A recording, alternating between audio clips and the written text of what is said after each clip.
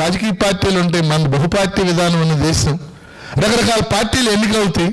అది ఎవరైనా కావచ్చు, అది ప్రజల ఇష్టం. అది కానీ ఎన్నికైన తర్వాత ఆ ప్రభుత్వాన్ని పడగొట్టడం, ఆ పార్టీలను చీల్చేయటం, లేకపోతే ఇప్పుడు మనం చూస్తున్నాం జమిలీ ఎన్నికలు. It is against federalism. నా ఉద్దేశం రేపు ఈ పార్లమెంటు సమావేశాల్లో బిల్లు రాబోతుందని చెప్తున్నారు.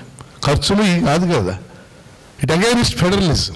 కేంద్రంలో పార్టీ అధికారంలో ఉంటుంది, రాష్ట్రంలో ఇంకో పార్టీ ఉంటుంది. ఏంటి నీకు నష్టం? ఒకే పార్టీ ఉండాలా? డబుల్ ఇంజిన్ ఉండాలి అన్ని చోట్ల.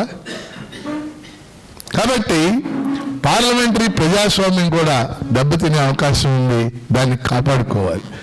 మూడో అంశం సెక్యులరిజం.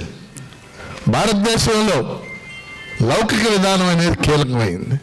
ఈ దేశంలో ఉన్న మతపరమైన భిన్నత్వం కొనసాగాలంటే చాలామంది లౌకికవాదం అంటే అన్ని మతాలు సమానం అంటున్నారు. అది కరెక్ట్ కాదు. అది ప్రపంచంలో ఎక్కడైనా సరే ప్రజాస్వామ్యం ఉన్న దేశాల్లో మైనారిటీ మతాలకి కొన్ని హక్కులు ఉంటాయి. భారత రాజ్యాంగంలో కూడా ఆర్టికల్ 2930 మైనారిటీలకు కొన్ని హక్కులు ఇచ్చింది. మైనారిటీలు తమ భాషని, తమ లిపిని, తమ సంస్కృతిని, తమ విద్యని అభివృద్ధి చేసుకునే అవకాశాలు.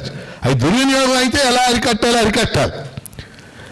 అట్లాగే వాళ్ళ మైనారిటీల మీద దాడులు చేయటం, మతం పేరుతో దాడులు చేయటం, ఇవన్నీ మన కళ్ళ ముందు చాలా చూస్తున్నాం. ఆ రకమైనటువంటి ధోరణి, ఎందుకంటే మతపరమైన విభజన వల్ల ఈ దేశం ఇప్పటికీ ఒకసారి నష్టపోయింది. మనకు తెలుసు దేశ విభజన ఎందుకు జరిగింది.